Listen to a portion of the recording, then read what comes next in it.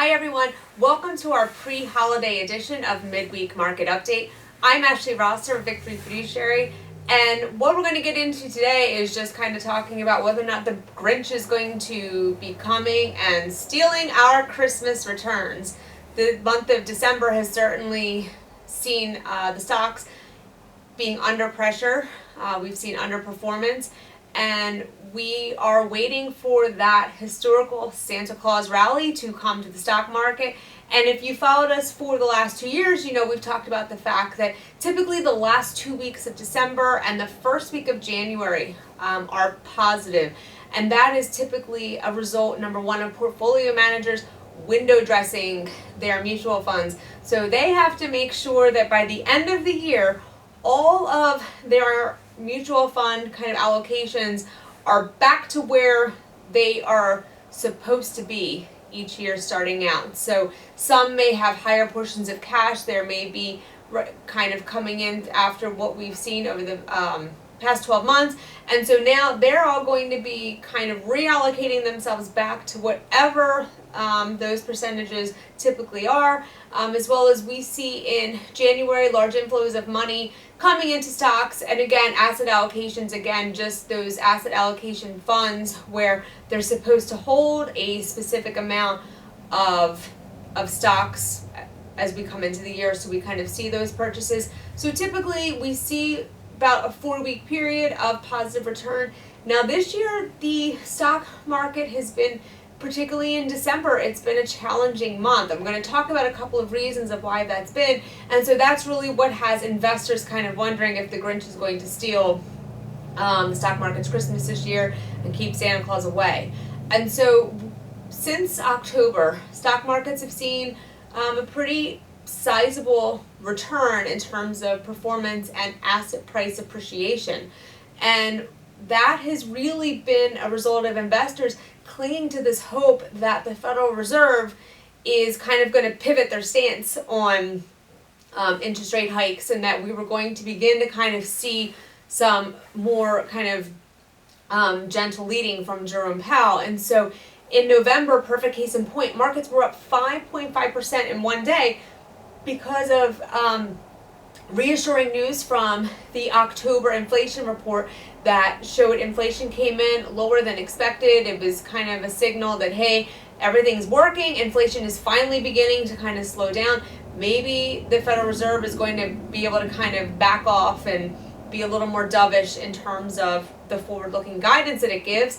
Then we saw in the same month, markets again surged 3.1%, again on a single day, after hearing a speech from Jerome Powell where he discussed that we could possibly begin to look at slowing the pace of rate increases beginning December. Investors love that. They ate that up. We saw tech stocks kind of take off, growth stocks. A lot of these areas that have been battered all year really started to take off with this hope that maybe Federal Reserve is about to, change course and maybe be able to begin to even reduce interest rates as opposed to continuing to raise them.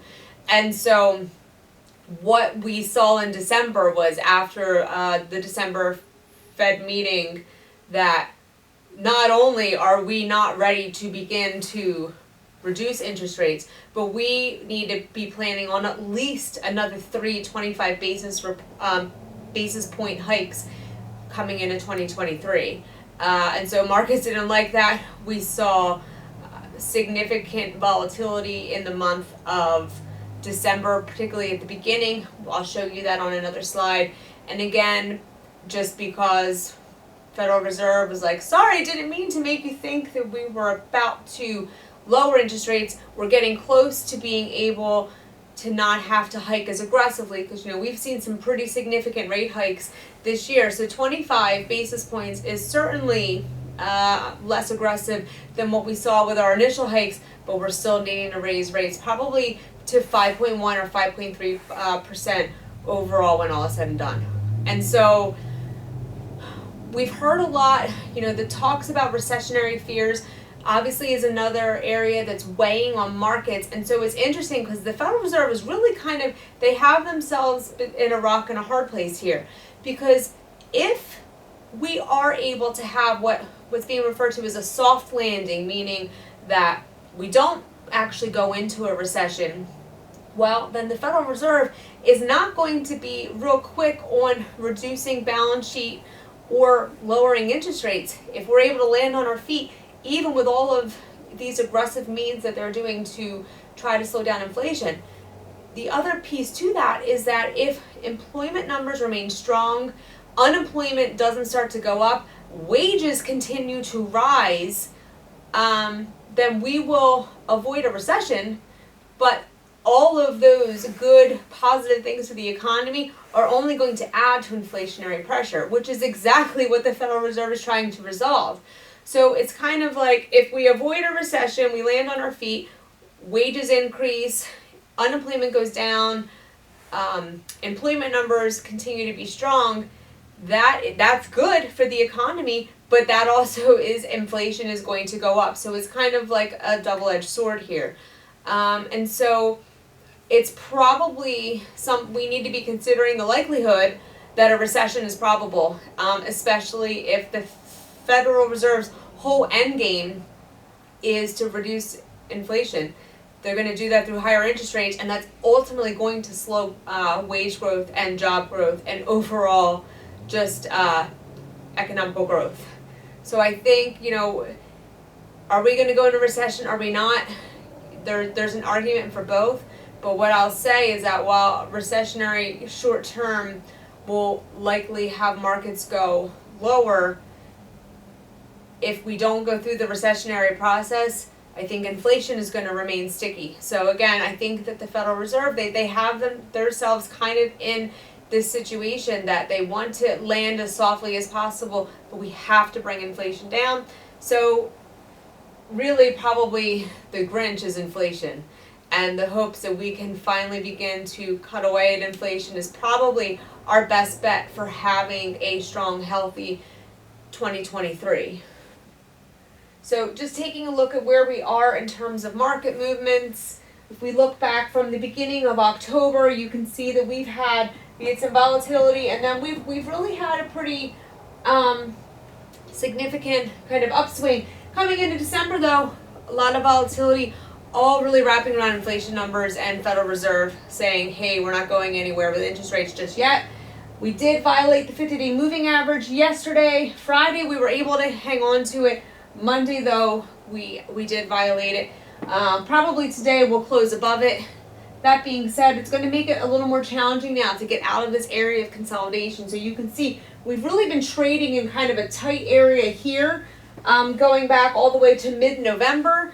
And so it's just going to be a little more challenging now that we have this other violation to be able to kind of get above the 4,000 mark on the S&P. So some more positive news. Again, as a reminder, Santa Claus Rally still typically does make a showing because portfolio managers have to reallocate their funds. So we'll see kind of what happens there. Relative strength is still at a very healthy number. We're not oversold. We're not overbought. We're right at 39. So that's a nice healthy number. So that does set us up for the potential for at least a short-term rally coming into the end of the year.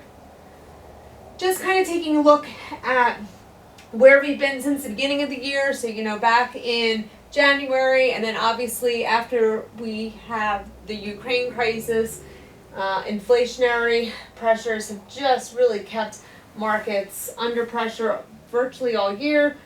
This was September's drawdown that we saw, and then again this run up that we saw. Particularly the month of November was a really strong month. Here we are in December, and again just kind of showing on a widespread. So we did reclaim the 50-day. We've been actually here since November, and then right here again, that's where we saw that violation. So again, we've just really been trading in this same little narrow pattern of consolidation since the middle of November. So could we go higher here? Yes, I think that if we can go higher and then have a drawdown and close above this, that would be very, very encouraging, certainly for markets in the short term. So we'll just have to see if markets can do that. Just again, taking a look at areas of strength regarding relative strength. We've actually seen some really significant moves since our last video. Most importantly, commodities, which has been in the number one slot all year above domestic equities, fell down to the number 3 position. International equities leapfrogged up from number 3 to number 1. So that was a really big move for international. So we'll have to see if this holds. We've been watching this now. So we've seen this strength kind of happen rapidly. We've seen the value of the dollar kind of continue to weaken, which typically is good for stocks. When we have a weaker dollar, that's because people then would rather be investing in stocks than in cash. So we'll have to see though if international holds. In terms of domestic equities, areas of continued strength, mid caps definitely continue to lead the way, particularly in the value space. So value stocks tend to be kind of those old faithful companies that they've been around a long time. They don't typically have huge banner years from one year to the next.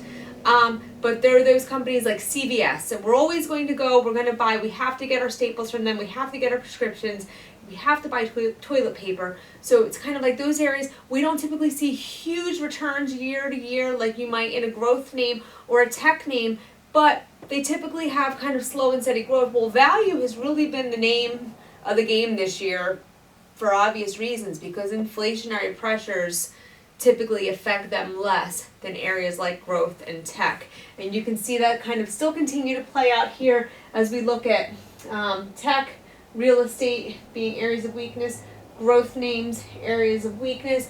In terms of sectors of strength, energy, basic materials, non-cyclicals, and financials have continued to kind of be these areas of strength, and that's held pretty consistent through this year. So just wanted to kind of show you where we're ending the year there. And just kind of in closing, here's my contact information. We're always happy to answer questions. Obviously, as we're entering into a new year, getting ready to kind of close the chapter on this year, investors I know are kind of wondering, like, what do I do next? I think that it's important that we remember that it's not possible to time the market. There's a lot of variables that we have absolutely no control of within the market when we talk about recession, really what the Federal Reserve's end game is going to be. So it's really important to make sure that no matter what, that you have a solid investment discipline and that you follow it regardless of what's going on within markets. So you know why you own what you own. You know when you need to sell an area, and you know what your next area to buy will be. And so that is really important. So if your first question is, well, I don't really have an investment discipline, then you really might want to consider talking to a fiduciary investment manager to help you come up with a solid process. Because, you know, in years like 21, where everybody kind of made money no matter where they were, it was really, it seemed so easy. And so in a year like 22, where fixed income is having its worst year on record, and so that was a challenge, because that would have been an area that investors could have kind of sought some refuge in, and it didn't provide refuge this year because of rising interest rates. And so really important to make sure that this is the time coming into the new year that you have a process and that you're going to follow it. There are ways that you can actually take advantage of investment losses, particularly by the end of the year. So an investment manager is able to kind of talk you through what some of those options would be, how you can take advantage of those losses for tax purposes. And so certainly if you're kind of like, hey, I'm finishing this year, I'm not really sure what my process is, or if I'm doing the right thing, or if I'm kind of prepared for the beginning of next year, you can always give us a call. You can email me. We'd love to sit down and talk to you and take a look at what your process is and see if there's any ways to kind of fine-tune that. Otherwise, thank you so much for joining us all year. It's really been our honor to be able to bring this content to you. We're looking forward to 2023. Wishing you and your family a wonderful Christmas, a happy new year, and we'll see you in January.